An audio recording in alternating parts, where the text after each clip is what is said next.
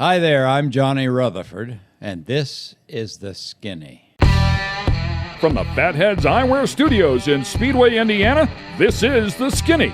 Brought to you by Toyota, Rhino Classifieds, General Tire, and Dream Giveaway.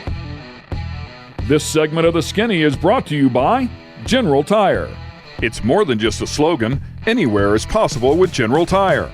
General Tire's Grabber X3 mud terrain tire offers aggressive styling and is engineered for durability with innovative performance features that are ready to carry you through extreme mud, dirt, and rock-covered terrain. For extreme traction that's ready for anything and rugged styling to match, look no further than the Grabber X3. Make your anywhere possible by visiting GeneralTire.com today. Welcome to The Skinny. Boy, do we have a big show coming your way today. Ken Stout, Rico Elmore, as always. Just a couple of goofballs here in Speedway, and we're too foolish to quit, so we just keep swinging the bat. And every now and again, we land on some motorsports royalty. To help us out, whenever you get a guest this big, we brought in Bones. He has, he's the historian, right? He's the author. So we go to some backup for a big-time guy that has joined us here in the studio. He is a three-time Indianapolis 500 winner. He's an IndyCar champion. He's part of 4 Motorsports Hall of Fames, including the International Motorsports Hall of Fame, affectionately known as Lone Star JR. Born in Kansas, nonetheless, we welcome Johnny Rutherford here to the show. Johnny? Well, thank you. You did have to say that. You know, when Foyt found out that I was born in Kansas, he said, Rutherford? You mean to say I'm the only Texan that's ever won the Indianapolis 500? Right back in your face, and that's exactly what you would expect out of AJ, right? Yes, for sure. Boy, we can't thank you enough for making the time to join us here on the show. I mean, truly motorsports royalty, and what a great ambassador for the sport you've been all along the way. Of course, we'll focus on your career here a little bit and some of the stories that you've had, but man, what an amazing career. Well, it was all stemmed from a young man, a kid, 8, 9 years old, watching midget race cars in Tulsa, Oklahoma, long before the Chili Bowl, but right after the war, and I was hooked. I just, that was it. I wanted to drive race cars when I grew up, and I didn't start racing until I was 21, and had the club my hot rod club helped me build my first race car, and went to the old Dallas Devil's Bowl Speedway and started my career in 1959, and I just was very fortunate in getting opportunities that I was able to take advantage of and move right up the ladder, and I started racing in 59 and came to the Speedway and made the race in 63. So I was really wanted to, that was what my dream was to come to the Speedway and to race. Wow, I find that very interesting because I never thought of the twist of the Hot Rod Club. I mean, by the time I was growing up, the Hot Rod Clubs were still there, but they weren't as significant as they were back in the day. But I didn't realize they held that they were that involved. So they would literally help a young man build a car together, all of those members of the Hot Rod Clubs. And, of course, it was such a huge thing back in the day, right? But they helped you build your first race car and launch your career. That's awesome. Yeah, well, that was kind of the way things were, as a bunch of young men with their 40 Ford coupes or their 32, Ford 3 windows, and it was guys that were like cars, gearheads, you call them today, and it was interesting in that 3 or 4 of them were my pit crew, and we went to the Devil's Bowl in Dallas, and I started racing, and every Friday night, and that was just part of the situation. You wanted to do this, you got out there. I figured out after a year of owning my own car and racing, that really wasn't the thing to do. It was semi-expensive for a young man back then, and that was the opportunity for me to look for a car to drive at the Devil's Bowl, and I found one. And it was rather unique in it. It was a 38 Chevrolet frame, which you wouldn't relate to racing at all, and had a 49 Crosley body on it, and a 6-cylinder International pickup truck engine in it. Oh, wow. Now, the thing was, when he got the engine to run, it had a lot of torque and it was good, but he had trouble trying to get it to run most Friday nights. So anyway, I drove the car for half a season, and Jim McElreath and I left and came up into the Midwest to get on the fair circuit. Johnny, those cars that you started in, I don't know if they call them jalopies down your way or modifieds, but Parnelli, several guys came out of the Los Angeles jalopy scene. To look at those cars and the early cars that you had, it doesn't seem like anything there would correlate to higher levels of racing. But what did they teach you? I guess how to race is the big thing. You know that you're out there racing with for a position with some guys, and it's that's the start of it, and as you get more time on the track and get acquainted with the race car and what it's capable of doing, my car in particular and most of them there, because of the frames on a Chevrolet, were deeper channel than a Ford. And so they made a better race car frame, a little stiffer. But I had a 32 Chevrolet Coupe, and it was a 5-window. It had been a race car at one time, but it had been parked at a closed-down service station in Grapevine, Texas. Really? Yeah. And I saw it there and checked on it and bought it and towed it back to the hot rod, the clubhouse where we had the hot rod club, and we started to work on it. Fantastic. That is awesome. Yeah, you could narrow the body 6 inches and shorten it 6 inches. So we took the window post out between the opera window and the passenger or driver's window and all through the center. Anyway, it made a start. And the wheel-to-wheel action, I guess, was probably enough to give you confidence and to teach you battle. Well, yes, it was. It was a situation where the funniest thing I have ever seen or heard of in racing, believe it or not, after all these years, was still that first year at the Devil's Bowl.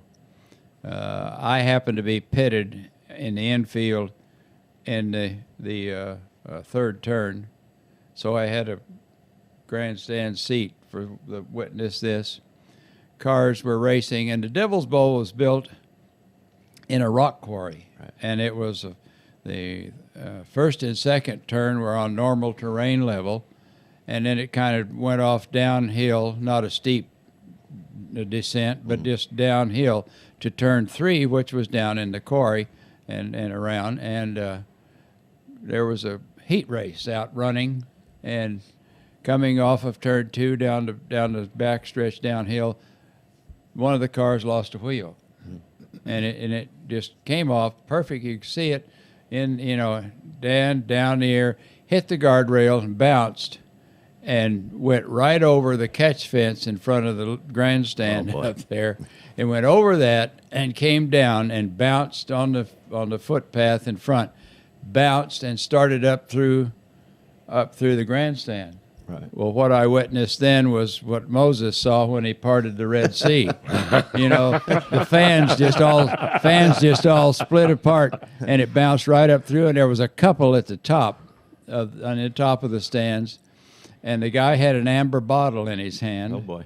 And she had her arm linked in his, and just as it bounced far enough in front of them and started over, it would have been just over their heads. This guy yelled, "I've got it!" And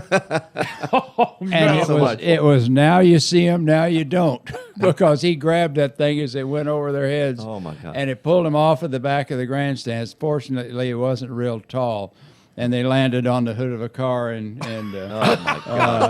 back behind. But I can still see that wheel heading up through the stands, and this guy yelling, "I've got it!" and then disappearing. Yeah. Johnny Rutherford gold right there, man. That is awesome.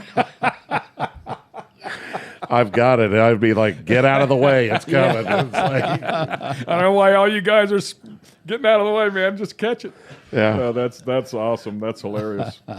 Wow. So 5 years from the start of your career, and you find yourself at the big track, and then you immediately broke trends that had lasted throughout the entire industry whenever you met your future wife while testing at the Speedway in '63. Yes, that is true. Speedway's been very, very good to me, and but it was, yes, I just was on the fourth phase of my driver's test, and we rolled the car out on the pit apron, and I just leaned over and dropped my helmet in the seat and looked up, and there was this cute little blonde standing there at the fence, and our stories vary here because I winked at her, and I said she winked back. She says, "No, we waved." Like, Yeah. what's the difference? A wink and a wink and a wave. Anyway, It's a W. Bless her heart, she did, wave, I guess. And so anyway, I went on down to do my test. Did it from the north end of the pit lane back then, and so I went out and we had a problem, and came in, and I thought because of the problem, Harlan Fangler might tell me to go back to Texas and get some more experience or something. Oh, wow. But anyway, he was there with his red snap brim cap hat on, and he said, "You know what you did wrong?" And I said, "I spun in the first turn." And I said, "Yes, sir. I just got it in there a little high, and I just sawed it down, and it got away from me and spun. Didn't hit anything. Got a toe start, went back to the pits. But anyway, got all, that. And he said, "Well, you can finish your test tomorrow." Okay, thank you, sir. So kind of uncommon, right? Usually they'd wave you off, right? Sometimes I've seen drivers that they were told to get more experience and then come back. So anyway, I'm walking back, and back then when you came through Gasoline Alley from the garages, if you were walking toward the track, on the left side was Firestone, and they checked tires as you went out, and the other side was a first aid station. Goodyear hasn't arrived yet, so that was theirs when they got here. And so, but anyway, it was a first aid station, and I didn't know that Betty was a registered nurse. Right. I had only seen her once, and so I. And you winked at her. And she waved. She waved back. That's how it went. Anyway, I walked up, and she was standing there talking to friends in the doorway, and first words I ever said to her was, "Haven't I seen you someplace before?" That's smooth. That's pretty smooth. Cool, man. Anyway, she gave me her telephone number. I asked her if she wanted to go out to dinner that evening. She said, "No, I've had plans." So I got her phone number, and it was, almost love at first sight, I guess. It'd have to almost say that, because it was For you or her or both? Both. Both. I love it. Yeah. The only reason she didn't go out with me that first night, she said, was she wanted to find out if I was married. Right. Because a lot Those of race car drivers, you never know, man. I don't want to Never. name any names, Bobby Unser. God rest his soul. Yeah, a lot of drivers would say they were separated from their wives. Yeah. They were in Albuquerque and Yeah. Yeah, they're separated for a week or so. Johnny, I'm curious. Back then, it's almost legendary that there were no motels or hotels, or very few around here, and so many drivers ended up staying with local families. yes, Did you go through that same thing when you first came here? I did. Even when I was running IMCA and traveling, Don Shepard and I drove his car for the owner, and we always looked for places, and I found one, and there was 2 or 3 other drivers in there, and it was kind of sad. Up for a couple of year period there, I'd go away to run Minneapolis or Cedar Rapids or someplace in IMCA, come back in, and they'd have all of his stuff piled on his bed because he got killed at Langhorne, or he got killed at New Bremen, or and Donnie Davis was one of them, and I can't recall it. Time marches on, but anyway, that's kind of the way it was back then. Pretty daunting. It was.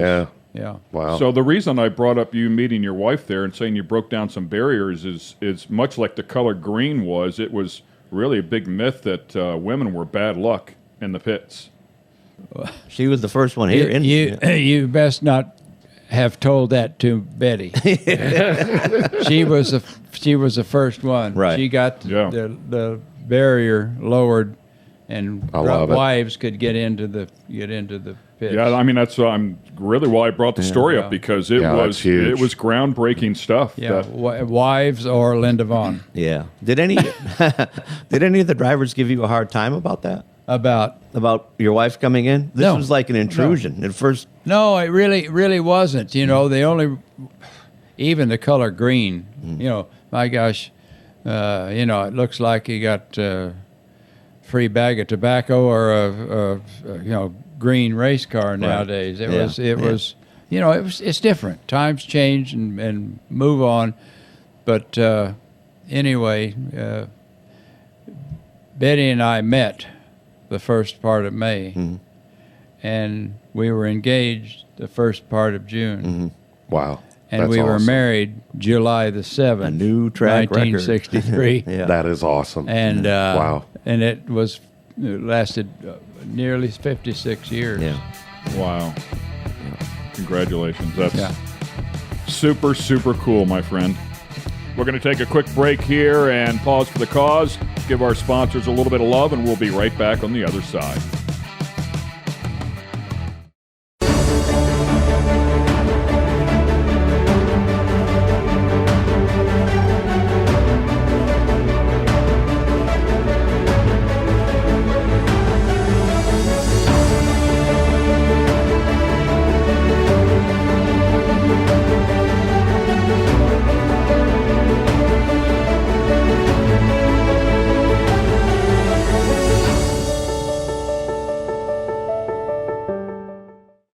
This segment of The Skinny is brought to you by Toyota. As we take a look at your career, I mean, what was super, and we've talked about this so many times, people like AJ and Parnelli, and your era is you guys drove everything. If there was a race car, you guys drove it. So great success, championship and sprint cars. In fact, in Sprint Car Hall of Fame, you were also starting in cup cars, I guess stock cars, they called them back in the day. So, competed in the Daytona 500, and then, of course, Indy car as well. Did you have a favorite, or were you just happy being in a race car? Well, I think for any driver, it's what's next week? What are we driving? It's a midget or a sprint car or a championship dirt car or late model stock car. I was running the fair circuit, IMCA, International Motor Contest Association, in 60, 61, and 62. 3 years. Was leading the points, and I think I could have won the IMCA championship in 62, but I had an opportunity to come to USAC and maybe a shot at being for the Indianapolis, to get to Indianapolis. And it was different then because of the progression that what you took to get to Indianapolis as what it is today. If you have driven a Formula One car around the track one time, Yeah. you over. can come run. Yeah, but it's different. But racing. Tony Kanaan asked me one time, just after he got over here from Brazil, he said, "What did you guys do to stay in shape?" I said, "Tony, we ran 3 nights a Right, week, yeah.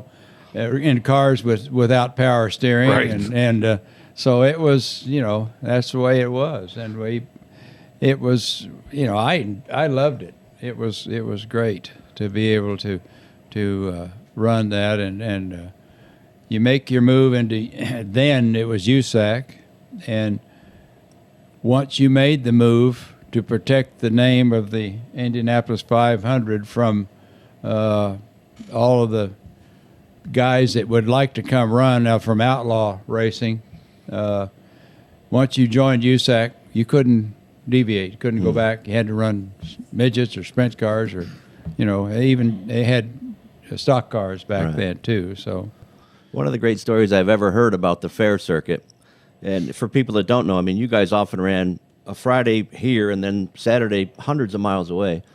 But you've had so many great traveling stories that you might not remember this one. But the truck driver, you stopped in a place, you were towing somewhere alone. yeah. Yeah. Go ahead with Yeah. that. Well, when you said truck driver, I thought, we didn't have trucks. No. Then. We had an open trailer Right. with a race car on it and a pickup or Yeah. Well, the fella at the diner who really drove a truck. right. Yeah. Well, anyway, I was driving. I don't know where it was, but we'd drive all night to get there in the morning and lay back across the back seat and get an hour of sleep, or if we could get it. But anyway, I stopped in this truck stop restaurant and was going to get a cup of coffee, something to try to keep me awake.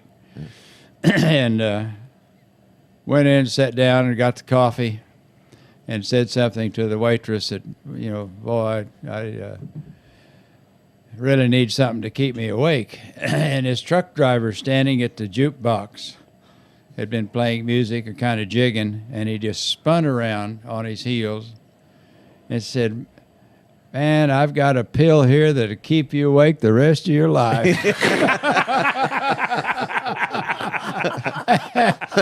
And it was a little blue football-shaped thing. And I took one, and sure enough, yeah, it was a couple of days before I went to sleep. Did you keep jumping every restart for the next week? All nervous. Oh, fantastic. Yeah, that's wow. The 64 race, I think you're always going to be, obviously a tragic race, 1964. Yeah. You've always been one of those guys who's linked with that race by virtue of the fact that you narrowly escaped that wreck. Yes. Can you go through that a little bit? Well,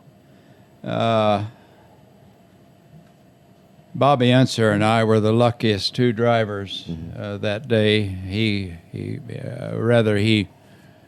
came through behind me. I have a I have a picture that a fan snapped, and it was Davy's car backing up to the outside wall, this giant black and red, flames and curtain drawn, and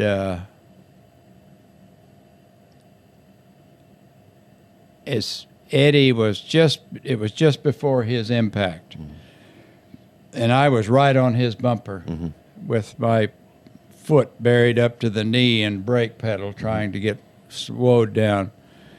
And at the last instant, Eddie kind of veered a little to the left, thinking the car was right in, but he really just center punched Davey.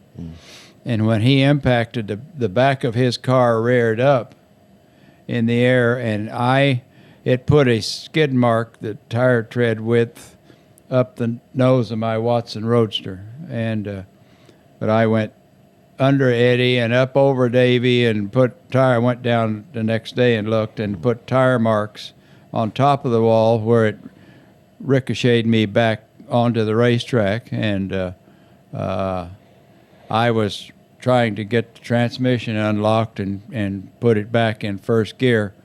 There were 2 speeds, so I was going to put it in first and take off. And still flames from the burning gasoline. That both of those cars were burning gasoline, right. Only 2 in the race, and that's when we outlawed gasoline as a fuel for the 500. And so I was getting mine shifted and going, and I hear an engine kind of screaming. Look over, and here comes Unser. Right. He had hit Ronnie Duman and caught him on fire and spun him out and knocked the steering out on the Novi he was driving, and it came across, and he hit me in the left rear corner. Had he not done that, I could have gone on. I could have finished the race, and it was just very tragic. Eddie was good friends with everybody, and everybody liked Eddie, and Davey was a rookie, brand new. Drove very hard. When green flag dropped, he was the row behind me, and Eddie was beside me. And so we got the green flag and went into the first turn, and and Eddie moved ahead of me, and I thought, that's good. Eddie usually goes to the front, so I'll just follow him if I can. So I'm all set on that, and go over through turn 2, and this car comes yodeling by me with left rears in the grass and kicking up, whatever, and trying to hang on to it and, driving off. And it was Davey. David McDonald. And that's the way he drove. Every time you ever saw him at Riverside or anywhere where he was running sports cars, he was sideways. He just stood on it. Yeah. But anyway, he went on down, and when he did that, I thought, well, there goes the guy that either win this thing or crash. Well, we got to turn 4, and he crashed. Yeah. And started that melee. It was not, it's just something you experience, and bang, it like tattoos itself in your brain. Coming around turn 4, I can still see Eddie was driving the Red Ball Special Hallobrand. Well, they had the fluorescent red paint, and he had a circle, or not a circle, but a ball painted on top of his helmet, and I could see that on either side of the roll bars. He was coming around the corner, like, where am I going to go now? And it was just bang, and it was started and done with. And it was terrible. I drove I drove around after Unser hit me. Drove around the track and going across the short chute in between 1 and 2. Bob Veith pulled up beside me and pointed, to the infield, and I said I'm okay, and he could see the fuel. That when Unser hit me, it fractured the mounting points of the fuel tank, and it didn't have cells in, but it was leaking. And he swerved at me and pointed again, and I said I'm okay, and he went on to catch up to the field going ahead. And so I drove it around. I thought, well, I hadn't been in a fire yet, so I pull in. There's a guy with these pith helmet and fire extinguisher there, and I pull up, kick it out of gear, and I keep it running. I said, "Is this thing leaking anything or burning?" And he looked it over and says, "Nope." I said, "Thank you," and put her in gear and drove off back up on the North Short Chute. And we came around, and as I came around the corner, I was staying down low, and pulled up, and Don Branson was there, and he was motioning for me to stop. So I stopped, kicked it out of gear, shut the fuel off, and shut the engine off, and unhooked and got out of the car. As I stepped out, I could see the fuel on the ground leaking out, and 2 firemen came over and stood there. And I turned and started up toward the incident, and Don Branson grabbed me by the arm. He says, "You don't want to go up there." I said, "You're probably right, Don." Yeah. I said, "Look at my neck." And then, I said, "It feels like maybe it got burned." And I leaned forward, and when I hit the incident, I head forward, the gasoline in the air was, had 2nd-degree burns on the back of my neck, and he put me in an ambulance, and I went to the hospital. I mean, maybe the luckiest wreck of all time was that wreck within a wreck when Bobby hit you, because it kind of knocked you both free of the fire. Yeah, I was already. You were good to go past that, and so was he. Yeah. He was just out of control and came across the track, and Gotcha. It hit me so hard. The granny that holds you up in the side of the seat, the top tube of the frame is about here. It was bent out over, so it was a pretty good hit. Wow. An incident that both Davey McDonald and Eddie Sachs lost their life in, and unfortunately, it was just all too common back in the day. And of course, safety advancements just were not what they are now. But it was just unfortunately part of the game. Yes. Well, I started when sex was safe and racing was dangerous.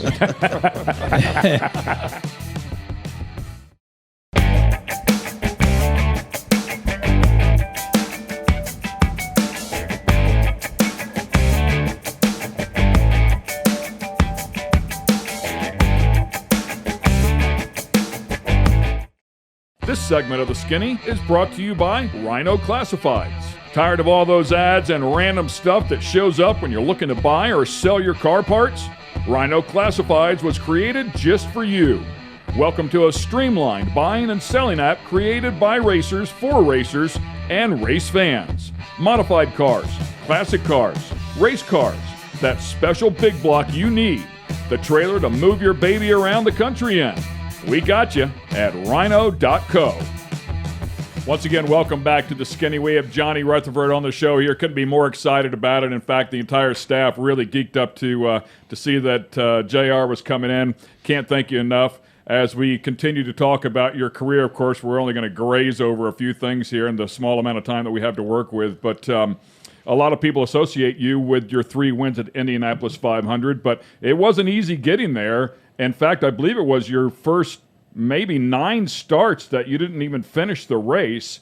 And finally, in your 10th start, I think you finished inside of the top 10. And then, of course, the following year you came out here and you won the thing. But listening to you talk so far, you got to the big race pretty quickly.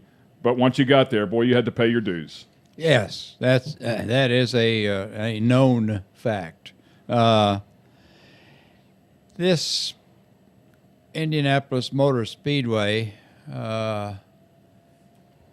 is incredible, and I'm watching the McLaren team that has a room full of engineers. Somebody you raced with, by the way, for 7 years you were with McLaren. Yes, but 7 not like that. Years. Yeah. It was Tyler Alexander and 5 other guys in the team, and that was it. The cars were relatively simple by comparison.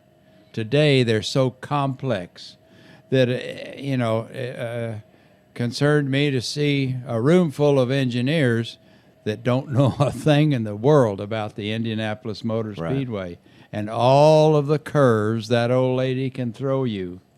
It is incredible, and it's going to be interesting to see, just exactly how it all comes to pass. And in your era, cars broke down. I mean, engines broke, suspensions broke. They weren't as bulletproof as they are now, and I think that speaks to that first 9 races DNFs. Yes, it was a a lot simpler, and of course when I came here, I raced the first 2 years in roadsters. The Watson Roadster, Offenhauser engine, and they were the same as our sprint cars. And that's what we'd raced for years, and so racing a sprint car and coming here was just racing a bigger sprint car that went a lot faster. Once you started getting into the second half of the 60s, you're with the Michener team, which I think was actually the forerunner of the Patrick team. Yes. How was that situation? I mean, you were gaining speed all the time, front row guy. It was just another step, in the ladder to the top. But Walt Michener and his sons and ultimately Pat Patrick, they were the typical car owner of that period. The car owner was had some money and he liked racing, particularly the Indianapolis 500. So it was a situation where they liked what they were investing in, and it was a chance for JR to race their car. And then you move into the glory years. I mean, the McLaren years. Yes. How does to me, in reading as much as I have about that era, when the McLaren guys first came over, it was very much an English team. How quickly did it become an Anglo-American team? Tyler Alexander was born in Massachusetts, and so he was already. But there's a lot of guys that went to England and really liked that situation over there, and so they had the opportunity to stay there most of the time, or come back and race here during the season, and then go home to their shop or their situation. But it was a deal. It came along through Herb Porter, who I had driven for a couple of years and ran the first Chevrolet-powered dirt car in USAC. And anyway, I got... What year would that have been? That would have been 64, 65. I was just wondering, because Chevrolet almost dominates it now. You know what I mean? That's what runs everything now in that series. Yeah. So, yeah, I don't even know what the displacement was on the Chevy engine in a dirt car, but there wasn't anybody else with an Offenhauser that could beat me to the first turn on the green flag. Boy, it just dug in and got it. It was incredible. Pardon me. But anyway, what were we? Just the McLaren guys. Yeah, the McLaren. Herb Porter had talked with Teddy Mayer, who was running McLaren at the time, and he knew that Teddy was coming to town to interview a driver, and Herb very much sold Teddy on talking with me. Right. And so I talked to Teddy on the phone, and he said, "I'll meet you at for breakfast at the Holiday Inn at such and such." And so I did, and we hammered out a deal, and I went to work for McLaren. Yeah. And I had always told Betty that if I ever find anybody that wants to go racing as badly as I do, we'll be winners. And boom. That was the group. They brought, it's kind of a unnerving story in the beginning. They brought the car to the Speedway and to test in January or February, probably February.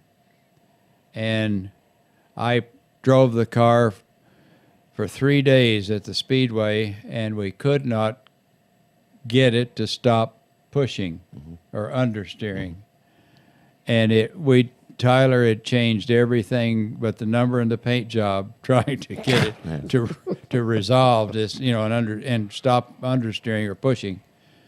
And so that was it. And they sent took the car away.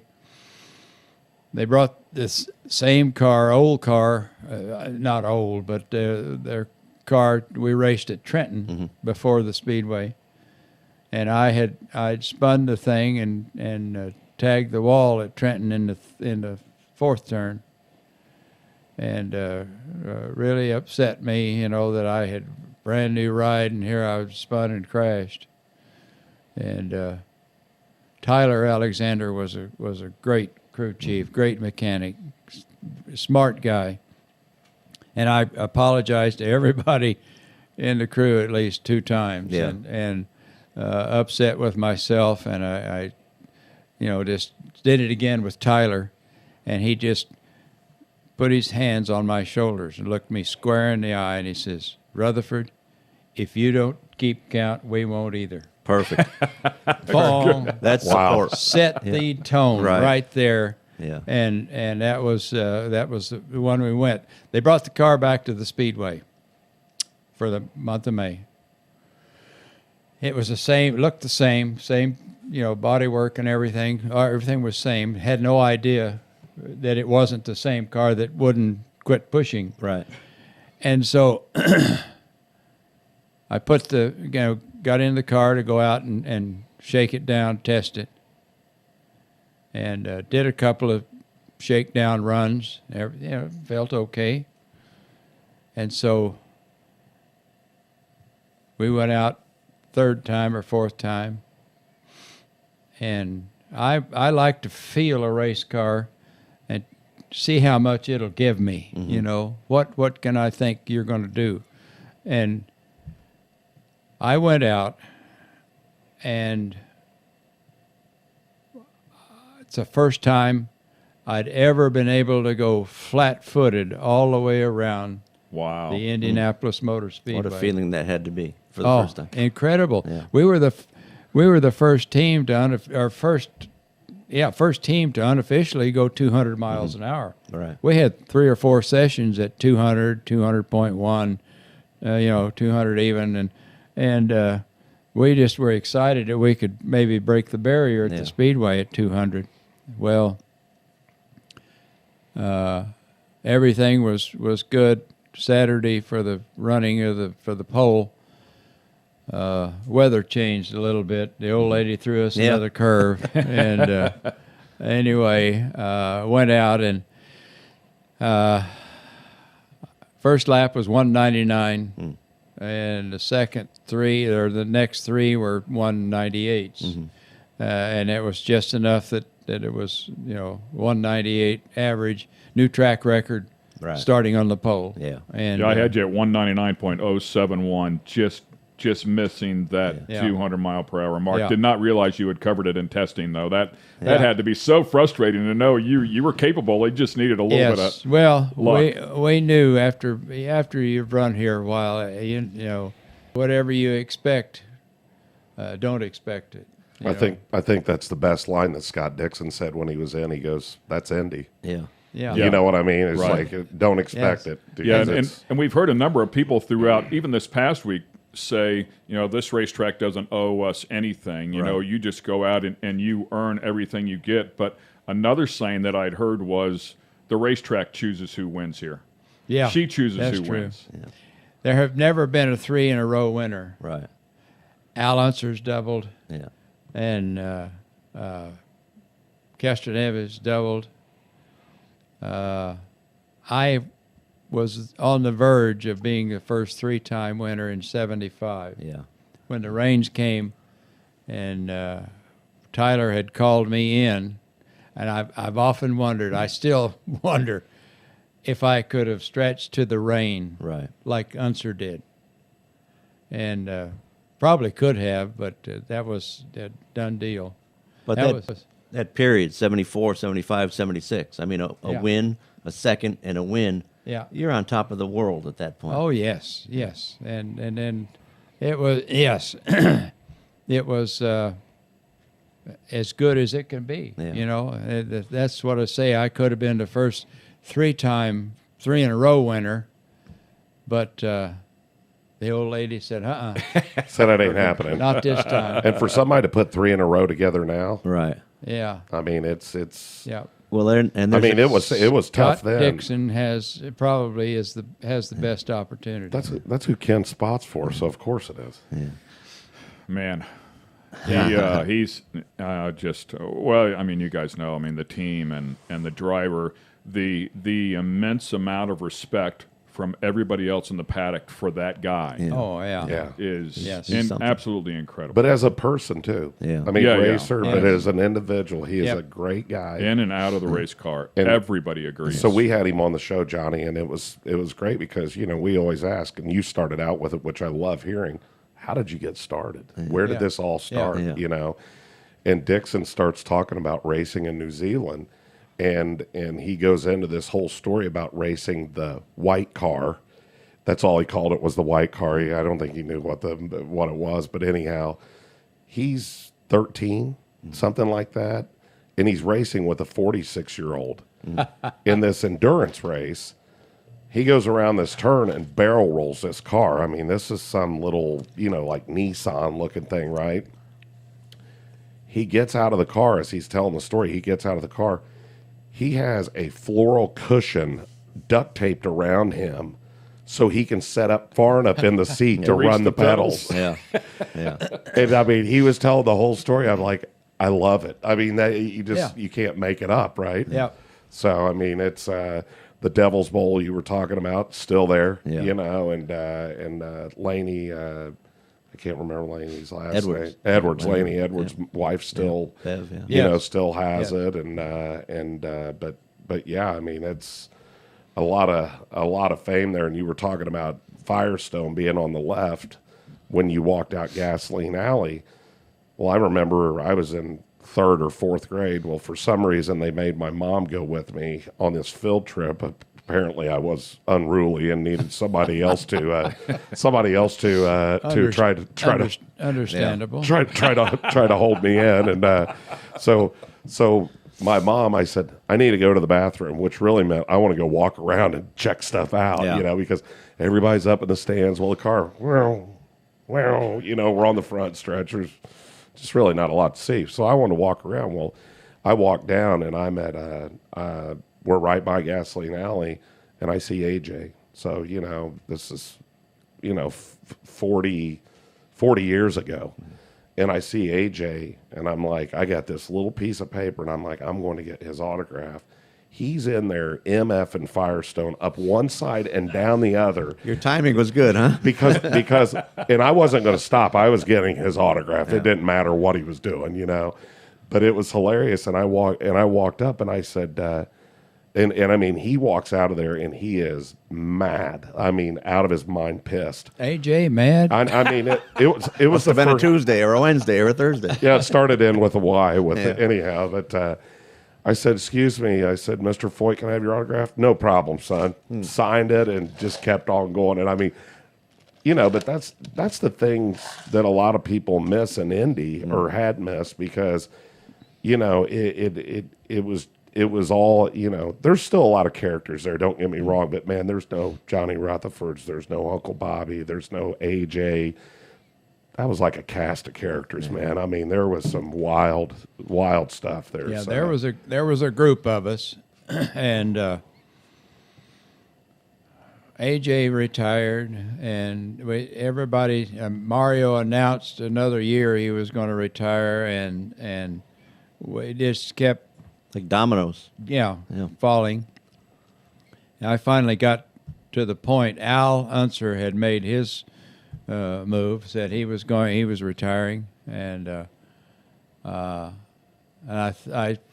Betty and I discussed it, and I said, because she always told me, if you retire, you're not ever coming back. Yeah. You just don't do that. Too many guys did and paid for it. Yeah. So anyway, I said, okay, I'm gonna retire. And I just walked over to the Foyt's garage. I said, AJ, have you got a car I can use to run my last lap around here? I'm going to retire. He never hesitated, spun around, asked his crew chief, is that car ready to run? And he said, yes. He said, get it ready for Rutherford to take his last laps in. And it was the same car that Foyt had retired in the year before. He's got a big heart that way, I think. He wanted to do that. Yeah, he does. You got to know AJ and how to approach him, you know. Yeah. But he did, got the car ready. I made 2 laps around the speedway and retired. And that was it. And it was, you know, as I rolled out of the pit lane onto the track, so many memories came flooding back, you know, just, you know, all of the times that I had done that, been there, and it was, you know, it was good. Has to be emotional. When I was reading, you know, trying to get up to speed here for today, you know, the crowd that was back then was immense. I mean, they're talking about 300,000 people inside of that place. I mean, the atmosphere had to be incredible. Yeah, it was. It was so different that you practice, you know, every day, and you qualify. And race day here was the largest attended sporting event in the world. Right. I don't know that it still is. Yeah, Yeah, I think it still is. And first day of qualifying for the pole was the second day. Yeah. And it was 250,000 people here for that. Well, qualifying, you know, you're intense and everything is focused on getting the job done to qualify. But race day, when you come out here as a rookie and you get in your car on the grid and settle back and look down into that first turn, it's a sea of color, you know, and it's different. Yeah. And the racetrack narrows down about a car width or more. And it's an experience, and it's something you know, you just have to endure one time to have it locked on you. I try to, I just can't find the words to explain to somebody, even if you're a motorsports fan, but if you've not been to the racetrack and you've not watched these cars go around and qualify, I try to explain to them just how small that racetrack is. I mean, when you look at that track, it's massive, it's huge, and I just think human nature is like, oh, there's plenty of racing room.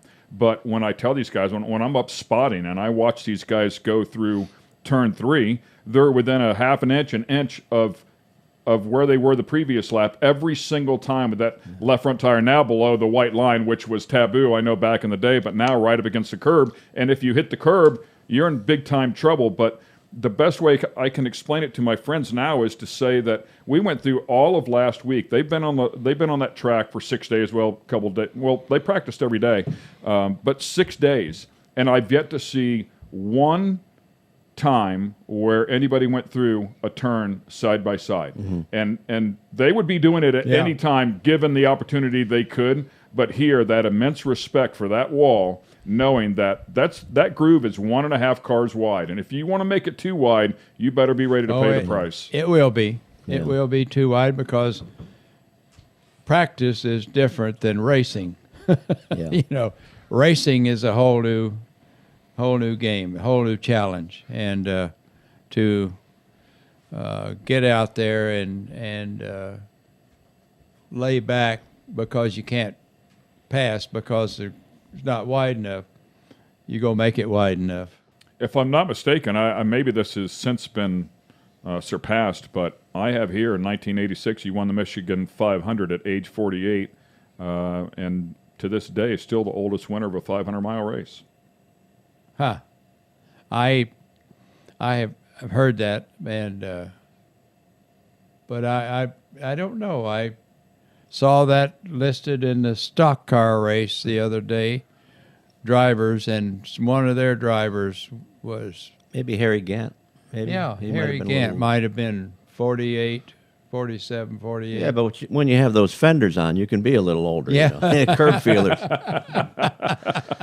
An incredible run, too. I also have here 73 to 81, 9 straight seasons with a victory, making you one of just 6 drivers in IndyCar history to accomplish that goal. Yes, Not bad. I'm proud of that. Very proud of that. One thing that interests me is you've gotten to drive for not just great car owners, but when you look at one of the mad scientists of sprint car racing was Wally Muskowski. One of the mad scientists of stock car racing was Smokey Yunick. One of the mad scientists of Indy cars was Jim Hall. To drive for such thinkers, I mean, does that bring your game up a little? Does it intrigue you? Or are you saying, boy, what am I going to have when we get to the track? What are they going to give me? What's Smokey Yunick going to give me at Daytona? Yeah. I think the fact that you don't know what you're going to get. Yeah. Of course, I was by the time I got to the Chaparral and Jim Hall, smart man, thinker. He told me he had his first Chaparral, which was a front engine car, looked much like a Jaguar, Sports car. Yeah. Sports car, the C model, I think it is, anyway. He said they were testing it on his racetrack, Rattlesnake Raceway, and down the long straightaway, he said the front of the car would get lift, and he said you could almost turn the steering wheel lock to lock, have fun, and not have it accomplish Right. anything. It wouldn't do much, and it concerned him. Obviously it would. And he went back in the shop, and he's looking at some sheet metal or aluminum standing by the door, and he got an idea, and he created the first chin spoiler.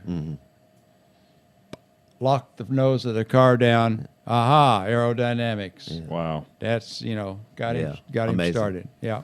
We're going to take a quick break here, and once again, we'll be right back. We'll wrap things up here with Johnny Rutherford.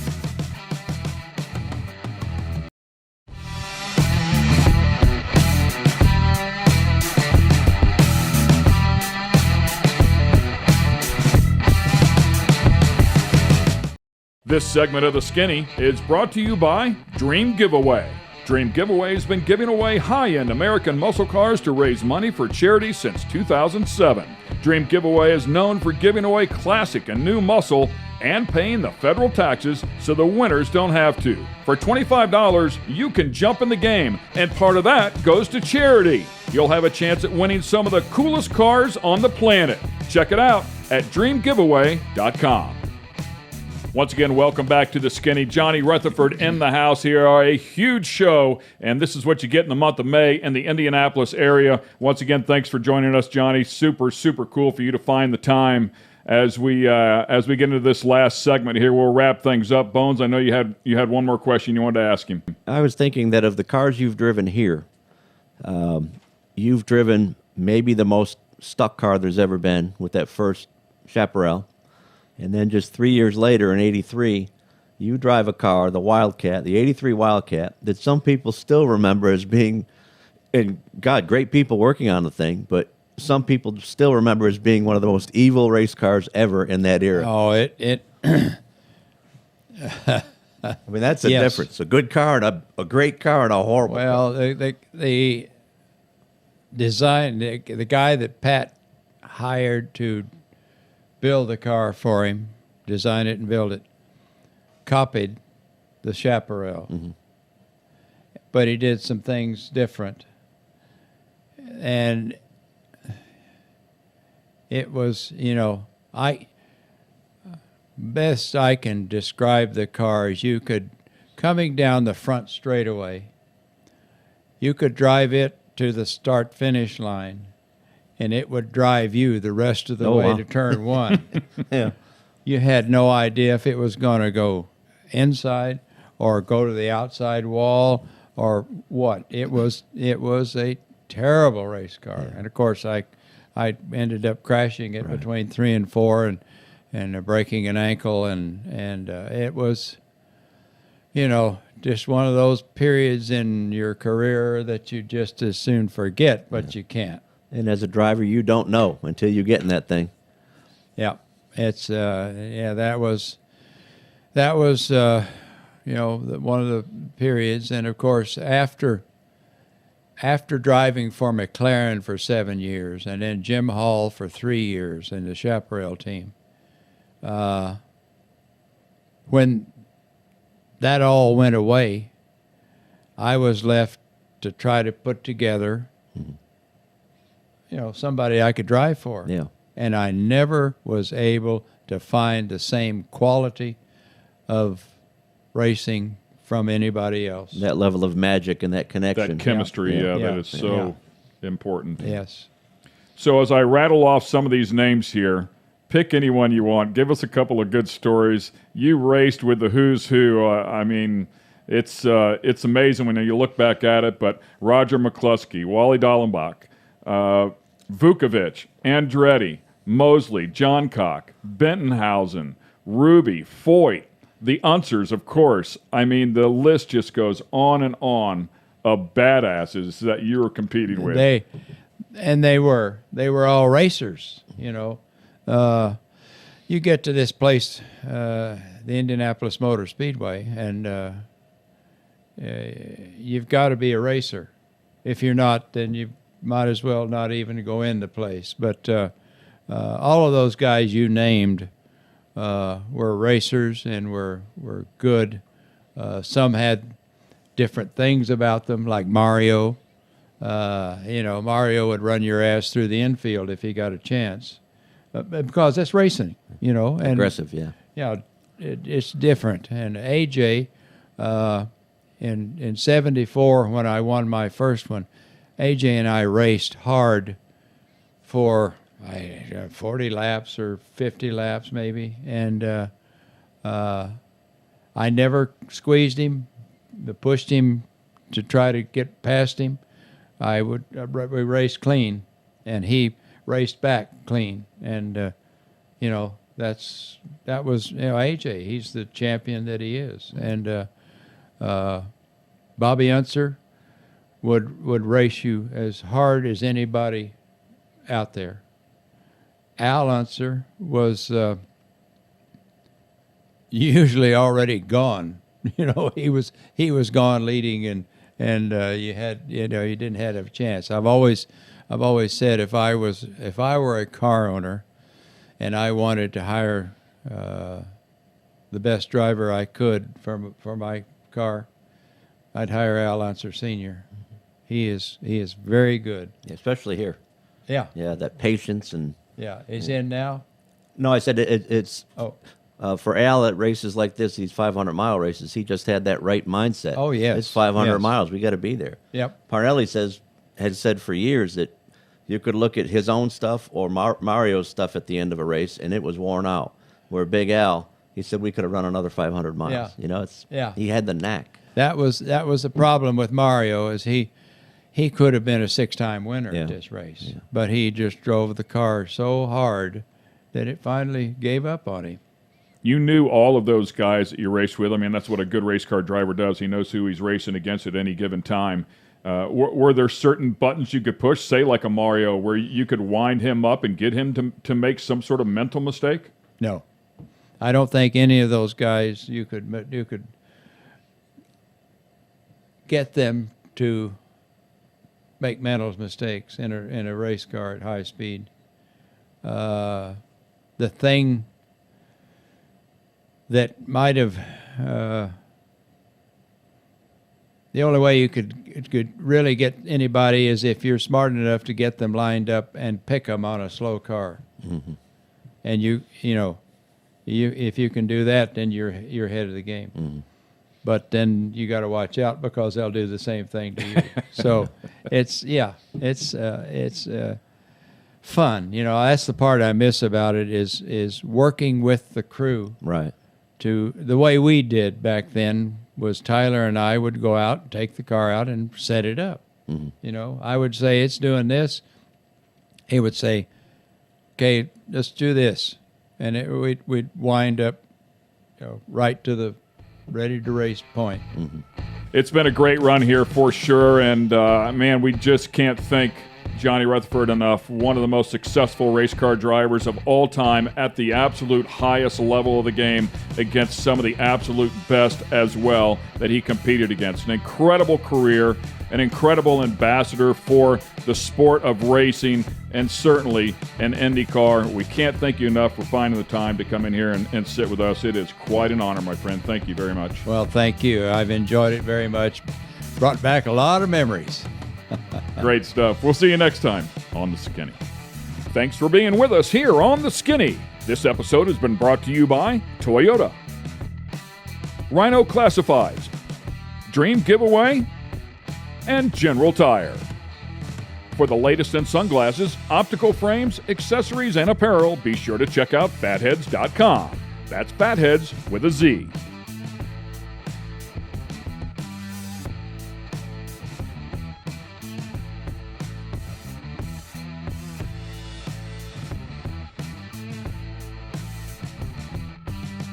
Production facilities provided by Fatheads Eyewear Studios.